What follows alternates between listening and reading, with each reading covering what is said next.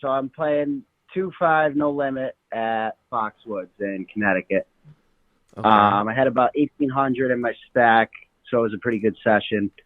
All right. So 2-5, 1,800. Is there a cap in the buy-in in this game? Is it like 1K or something?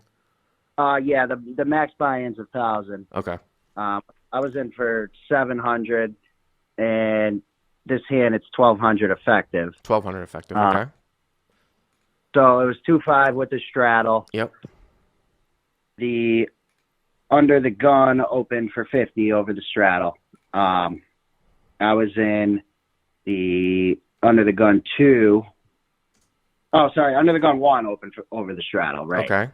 To what? I'm in $50. Okay. So 2-5-10. Wow, big open. Okay, to 50. Okay. And then I'm in under the gun 2 with King of Spades, King of Hearts. Okay. And I go over him up to 200. Okay, so 4x to 200, little bit on the large side. I mean, just one thing is that I guess you guys are kind of like 120 big blinds deep. Sometimes with my good hands, I like to exploitably go down just a little bit, but it won't be hard to get a lot of the money in. So you go to 200, okay? And then, surprisingly, the hijack flatted my raise.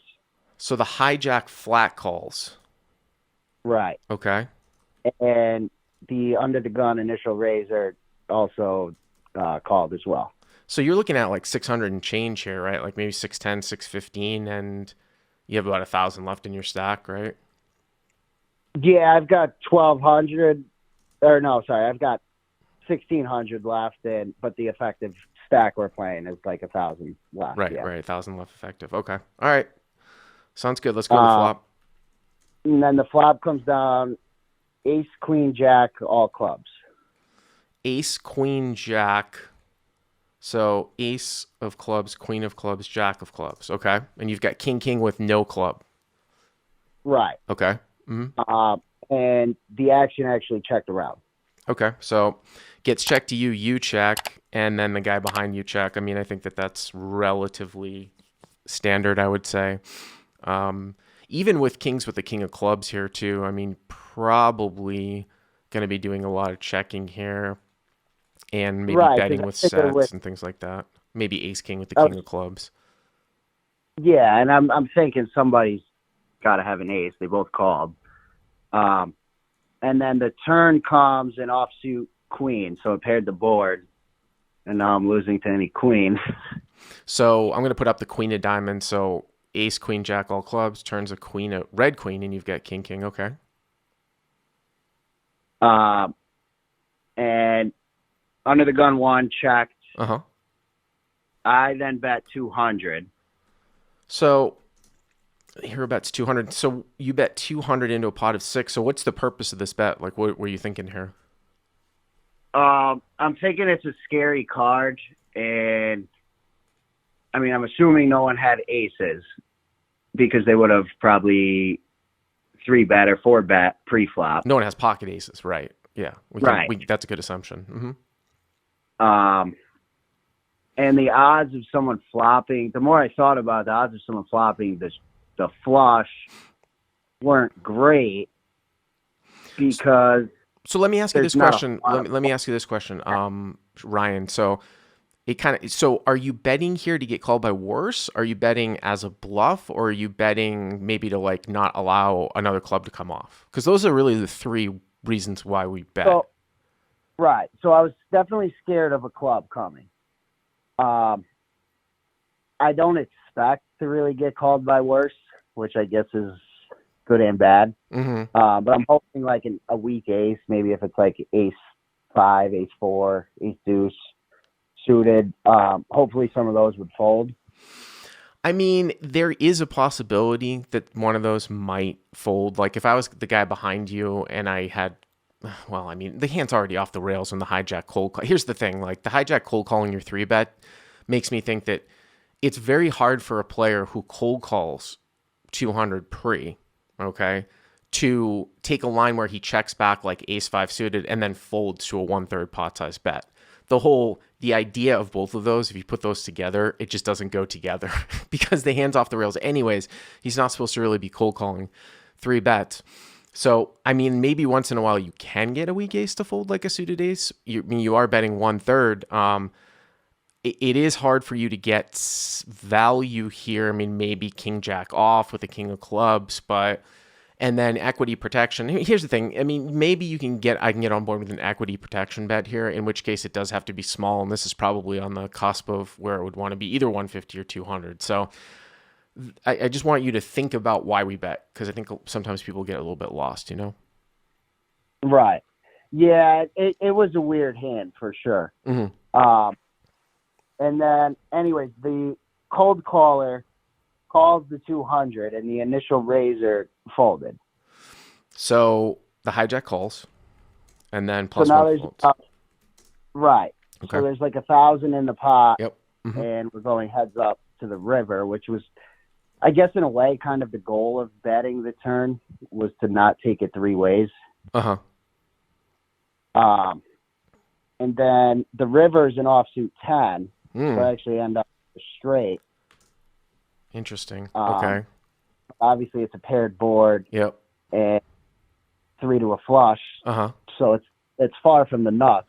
So you make a straight here, and so that's interesting. But this is one of these ones where, and we've had a few of these calls recently.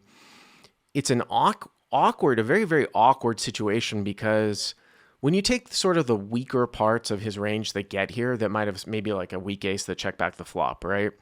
And now calls your turn bet.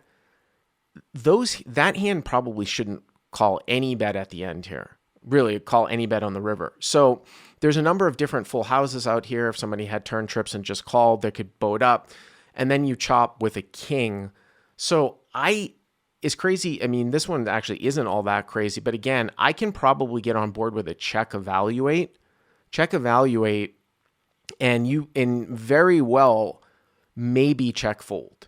Now, what's interesting is that the king of clubs also has a straight out here. Like, here's the thing. Like, if you check and this guy bets, I think that you are chopping the pot at best. I can't really come up with a bluff here that he could really have with this distribution, because it's the ace, queen, and jack of all clubs. So what is left for one card flush draws? King of clubs. That's a straight at the end. He can't have the queen or the jack, and then it's like the 10 of clubs. But how is he going to have the 10 of clubs here unless it was like somehow, I mean, it's really, really hard to have the stiff 10 of clubs here. I don't even think it's really possible to have the stiff 10 of clubs. King 10 again is a straight, queen 10 is a boat. So I think that, like, if you had ace 10 with the 10 of clubs, those hands are going to check behind, but they're not going to call a bet from you. So I could really get on board here with a check evaluate, lean towards check fold, depending on the sizing here. Okay, so yeah, that's what I did. I checked, and then the villain jammed in, I want to say like 850. So hero checks and hijack jams 850. Yeah. And I mean, that kind of put me in a blender. I didn't really know what to think at that point. Ryan, can you get on board with what I'm saying, though, that it's almost impossible for the guy to have a bluff here? I mean, can we even come up with a bluff here when he calls next to act on the turn? No, that's exactly what I was thinking, was unless he had no. And and in all honesty, no. The more I've thought about it afterwards, like, he was kind of a crazy player. So, like, I've seen him do some wild things in the session. So there's a couple of other hands here that people have mentioned in the live chat. 10-10 with a club is possible. Well, of course, you lose to that, right? 10-10 with a club. When we said, how does he have the stiff 10 of clubs? Ace king with the king of clubs. Again, you chop to that. My contention here is that I would look at this scenario like I can only chop here.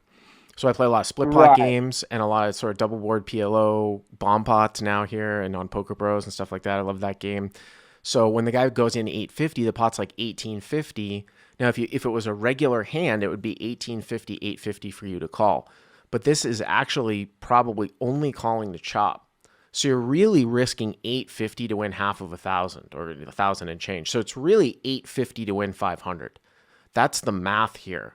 You have to risk 850 here to win 500 if we assume there are no bluffs and you can only chop. So you lay a price here. You probably need to be right that you're chopping. I mean, if you were laying 1 to 2, if it was say like you had to risk 1,000 to win 500, you'd have to be right 66% of the time. Here it's a little bit less, maybe 60 to 65, something like that. So that's the pot odds that we're faced with here. Are we chopping at least 60% of the time? And I got to tell you, with the propensity for a lot of players to check back when these boards get scary with just a king, and they want to take a showdown because they think that you might be sandbagging like a full house here. I think I would fold here, and I'd fold pretty easily going along with that, the way that I talked it through. What ended up happening? So I thought for a while, and I felt like I kind of came to that conclusion. Like, at best, he probably had ace king, and then we're going to chop. But he can also have like jacks or ace queen, or even at the end, queen 10, and I'm just going to lose the whole stack, right? Mm-hmm. So I ended up folding. Okay. And he showed pocket kings with the king of clubs, which I thought was a wild way to play that hand from his perspective. Well, I mean, some of the people in the live chat were sort of spot on with the ace king. I mean, usually you'll see that 4-bet off, but it's the same concept. And the other thing too, what I would say is, if I can get you, so he had the other 2 kings. If I can get you to fold ace king here, and I somehow have, like, say, I would never flat here with kings, but let's say that I had ace king off. Once in a while I flatted. I'm not really flatting 3-bets that much in the field. And I had the king of clubs. If I don't think that you're tricky with a check on the river, I'm going to make this bet to get you off a chop as well. I'm a big proponent of sometimes sussing these spots out and doing that. So I like the play by your opponent. I also think that your fold is decent too. So nice hand. I figured there was just way too many hands that he makes that bet with that I'm losing to compared to chopping. Sure. No, absolutely. Like I said, you have to chop at least 65% of the time to make this call, given the pot odds. I don't think that that's there, especially when you've got 2 of the kings. As it played with his exact hand, would it, like, is there any merit to betting the river from my spot rather than checking? No, I don't think so, because we went over that, right? Because, like, why are you betting? What's the purpose of the bet at the end? You know, if you put a block bet out, I'm not a huge fan of block bets, but block bets have to be able to get called in order for them to be profitable, unless you're inducing a raise. So I don't really see the point in blocking, although this situation is very, very unique, because maybe once in a great while in this specific hand, like 1 in a million, you might be able to say, oh, hey, Bart, well, if I block here, he'll only call and I'll get to chop, but I can't call a jam because it's a split pot scenario. So that's a very interesting one, Ryan, that I might verbalize some other time in my content, because I'm not a fan of block betting, but possibly in a split pot scenario, it could make sense to block bet and hold them for that reason. But I appreciate the call. Thank you very much. If you enjoyed this video, please hit that like button and subscribe to our channel, and check out the coupon code in the description to try out the Crush Live Poker training site for free.